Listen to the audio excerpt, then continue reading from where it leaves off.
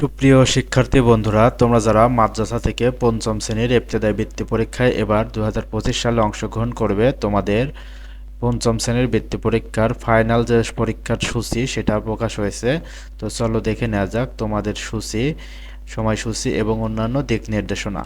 তো এবারের ইবতেদায়ী পঞ্চম শ্রেণীর বৃত্তি পরীক্ষা 2025-এর সময়সূচি প্রকাশ করেছে বাংলাদেশ মাদ্রাসা শিক্ষা বোর্ড। পরীক্ষা হবে আগামী 28 ডিসেম্বর রবিবার থেকে শুরু হয়ে এই পরীক্ষা চলবে 31 ডিসেম্বর বুধবার পর্যন্ত।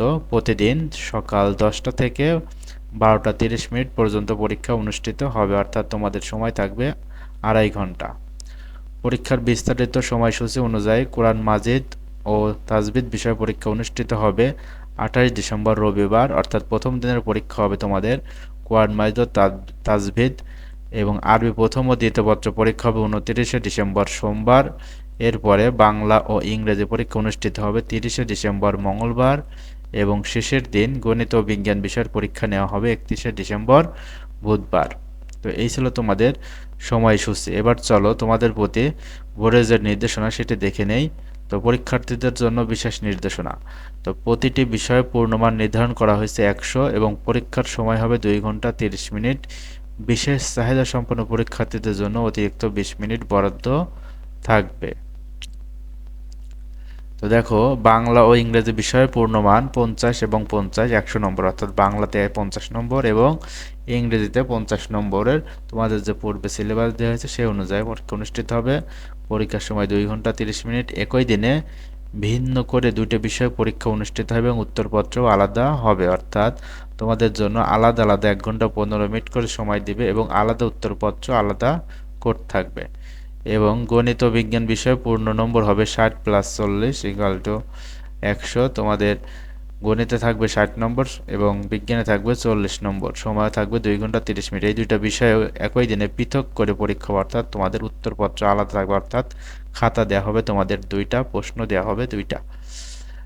জাতীয় শিক্ষাক্রম ও পাঠ্যপুস্তক বোর্ড এনসিটিবি প্রণীত মাদ্রাসা পঞ্চম শ্রেণীর পাঠ্যপুস্তক থেকে মাদ্রাসা শিক্ষা বোর্ড অনুমোদিত প্রশ্ন কাঠামো অনুযায়ী তোমাদের পরীক্ষা নেওয়া হবে।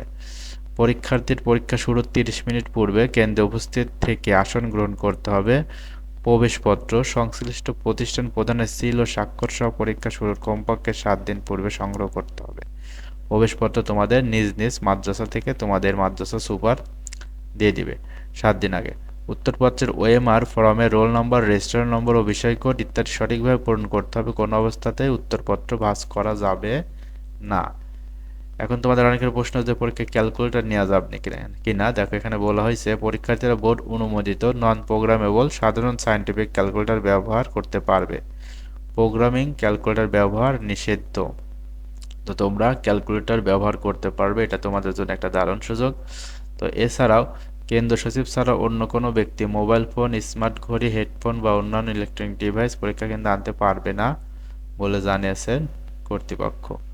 এই ছিল তোমাদের আজকের ইবতেদায়ী পঞ্চম শ্রেণীর যে ফাইনাল সময়সূচি প্রকাশ করেছে সেই রিলেটেড তথ্য। তো এখানে তোমাদের সময়সূচি তোমরা জানতে পারলে এবং তোমাদের নির্দেশনাগুলো তোমরা জানতে পারলা। তোমাদের জন্য ক্যালকুলেটর ব্যবহার আছে, তাহলে তোমরা ক্যালকুলেটর ইউজগুলো শিখে নিবা এবং সেই অনুযায়ী প্রস্তুতি নিতে পারবা। ধন্যবাদ সকলকে। পরবর্তীতে আপডেট সাজেশনমূলক ক্লাস ভিডিও পেতে অবশ্যই এই চ্যানেলটির সাথেই থাকবো। ধন্যবাদ সকলকে।